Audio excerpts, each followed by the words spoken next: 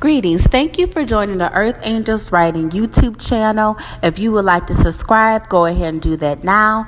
If you would like to hit the notification bell, go ahead and do that now. I will be delivering weekly spiritual messages based off the times we are now living in and on trending news and trending topics. Today, I'm going to briefly talk about the trending news with this beef between Azealia Banks and black women versus Cardi B. Now, we know it all stemmed from a comment that Azealia Banks said that Cardi B is an illiterate rat. And she admitted that she said that when she was asked during an interview on The Breakfast Club by DJ Envy, which I feel like DJ Envy never should have asked her that, because I'm really tired of these men of hip-hop always seem to be in the middle of these feud between these female rappers. And I was so happy that it wasn't Charlamagne the God, and he even said for the record he wasn't going to ask that question. Now, she answered the question. She admitted it. She didn't go into too much detail. That DJ Envy knew that whatever her response was going to be, it was going to be trending, and it was going to cause some more rift between these female rappers.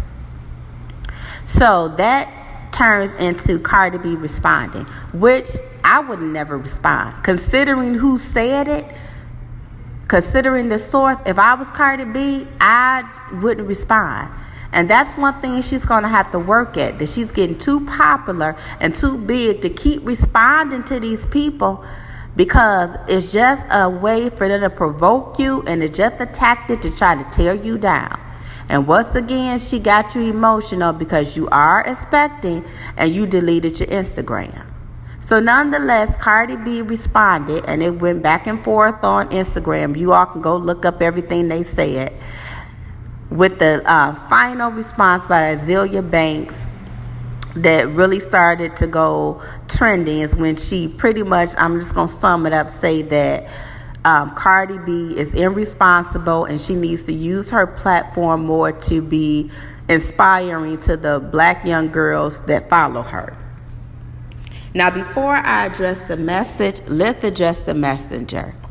I don't really know who Azealia Banks is. I know of her, and only because several years ago she was trending for other drama of attacking black women. And I had to ask my sister, who is this Azealia Banks? And she said she was a rapper, and she also said that she does have good music. However, it seems like the only time Azealia Banks is trending is when she's trying to tear another black sister down, or she's in some drama and confusion with other people. Now, I guess she was on the Breakfast Club promoting whatever work she's doing. But once again, I have no idea, because it seems like it's always overshadowed with the drama that she seems to get herself in. And I don't have no idea on what she was trying to promote, because I don't know no music, no rap lyric, or no movie that this child has been in. I have no idea of her body of work, which is really sad. But nonetheless, so people are saying it doesn't matter that Azealia Banks is known for her confrontation with other black high-profile celebrity. It doesn't matter that she's guilty of the same thing that she's accusing somebody else of. That doesn't matter. We just look at the message. And that's not true. That's inaccurate.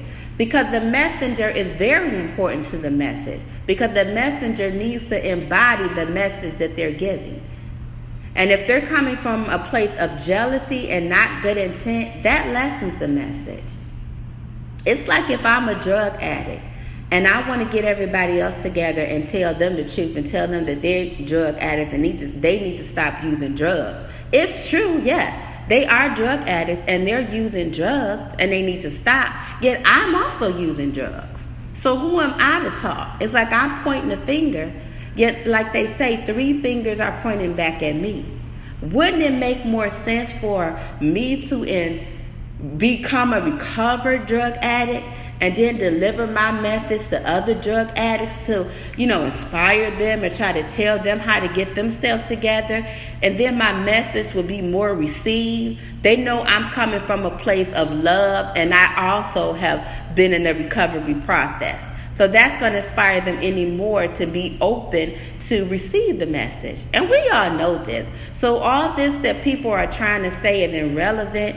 We know in how the world thinks and how psychology and how human behavior is, that the messenger is very relevant. The place you're coming from is very relevant. And another example would be a parent. Everybody knows, and even psychologists tell you this, children don't listen to what you tell them, they listen to what you do. So even though you can be telling them something right, if the example that you are giving, you're doing the opposite, that's exactly what they're going to do. A good parent is not going to only tell their child, they're going to be the example of the way that they're telling them. And that message is going to even be more received. So even if that child does stray from that message, they're going to have more of a foundation because they had the message and all the representation of that message that was embodied in their parents. And that's going to help keep them on track. It doesn't mean they're going to be perfect and they're not going to make any mistakes, but it's going to be essential in building that foundation. So the messenger is very important. But nonetheless, everybody saying this situation is not the messenger. Let's just get to the message.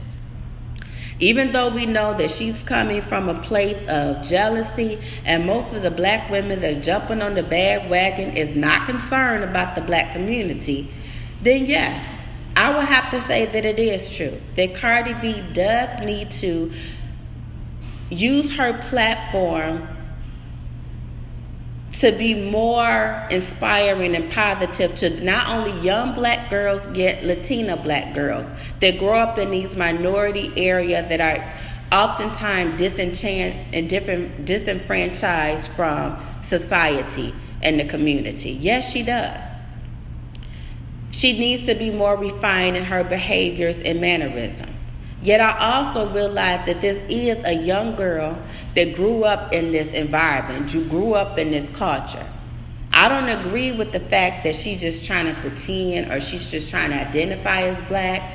I believe that like so many Hispanics that I grew up with, she grew up, in a environment or community that was highly influenced by black culture and hip hop. And that's what she knows. That's what she likes. That's who she is. And even though she's of Spanish descent and she also embraces her Spanish culture, she also infuses herself and enjoys the black culture. She's about to marry a black man, and she's also about to be a mother of a black child. So she would need to be in tune with, that black community to teach her child, that is going to be half black. So I don't believe she's pretending. Now, this is the issue I have with everybody coming against Cardi B and trying to make her the spokesperson or shame her or bash her, that bashing word they like to use for who she is. Even though her behavior can be seen as ghetto and ratchet, they're shaming and trying to shame her for who she is because they feel like it wouldn't work for them if they did it. Her behavior wouldn't work for other black women. It's been working for her and actually made her very successful in building her up. And that is true. It's not going to work for you. But we already know the issue and the reason why it's not going to work. And it's so bigger than Cardi B. It's the system that we're living in. So I'm not going to go into that.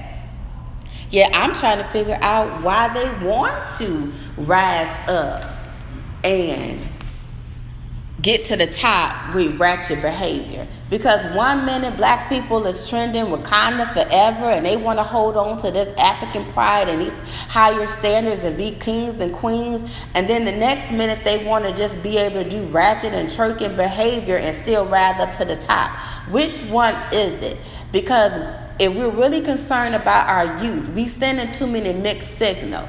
We got love and hip hop trending every week. We got ratchet behavior and ratchet reality stars being the role models. So you want to watch that on Sunday and Wakanda Forever on Monday. So, it's just getting a little confusing. And then here's another thing. Where is your campaign against Mona Scott and Love and Hip Hop? If you're so concerned about the black community and the black youth in our community, where's your campaign against that? No, you tune in every Sunday and have all that stuff trending, or whatever day of the week they come on.